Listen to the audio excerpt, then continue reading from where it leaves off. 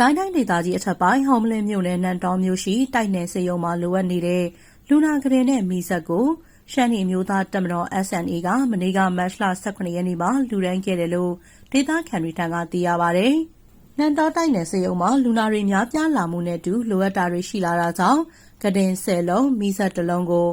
SNA တပ်မဟာ953ကိုစားဆိုင်းတော်ခန့်မှာလာရောက်လူရန်ခဲ့တယ်လို့သိရပါဗျ။2021ခုနှစ်ဖေဖော်ဝါရီ1ရက်နေ့စစ်အာဏာသိမ်းမှုဖြစ်ပွားပြီးနောက်နန်းတော်မြို့တိုက်နယ်စေယုံကိုပိတ်ထားလိုက်ရကြောင်း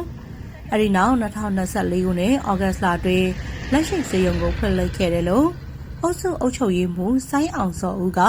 Homeland News Agency ကိုပြောပါတယ်။နန်းတော်တိုက်နယ်စေယုံက Homeland ထပ်ပိုင်းမှာမရှိမဖြစ်လိုအပ်တာဗျ။နိုင်ငံရေးချက်တဲဖြစ်ပြီးကလေးကစေယုံအဟောင်းကပိတ်ထားရတာ2024လောက်မှာ SNA တပ်မဟာ953ကနေစစ်ဆရာဝန်တွေကိုခေါ်လာပြီးတော့တလသိန်းနေရာနဲ့မတီဗီစဖွင့်တာခုဆရာဝန်တာဝန်ကြတော့လူနာတွေကြိတ်တူမှုအရေးပေါ်ကတင်လိုအပ်လာလို့ SNA ဘက်က10လုံးလူလာလို့ပြောပါတယ်ဒေတာတွင်လိုအပ်ချက်တွေရာအာဏာပိုင်ဖွဲ့စည်းတွေနဲ့ SNA တို့ပူးပေါင်းကတိုက်နယ်စေယုံတွေကိုဖွင့်လှစ်ပြီးမပြည့်စုံမှုတွေနဲ့စတင်လက်ပတ်ခဲ့ကြောင်း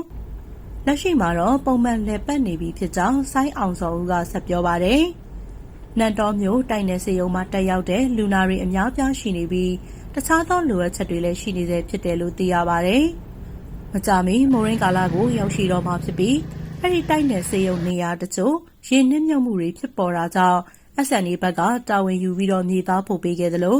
စေယုံအတွက်လိုအပ်ချက်တွေကိုလည်းဆက်လက်ပံ့ပိုးကူညီသွားမယ်လို့ဆိုင်းနောင်ခန့်ကပြောကြားထားပါတယ်။နန်းတော်မြို့နယ်အနီးမှာရှိတဲ့ကျေးရွာအသီးသီးကဒေသခံတွေအပြင်ရွှေလုပ်ငန်းတွေမှာလာရောက်လုပ်ကိုင်နေကြတဲ့ရွှေပြောင်းလုပ်သားတွေကလည်းအဲဒီနန်းတော်တိုက်နယ်စေယုံကိုကျန်းမာရေးအတွက်အားထားနေရတယ်လို့သိရပါဗျ။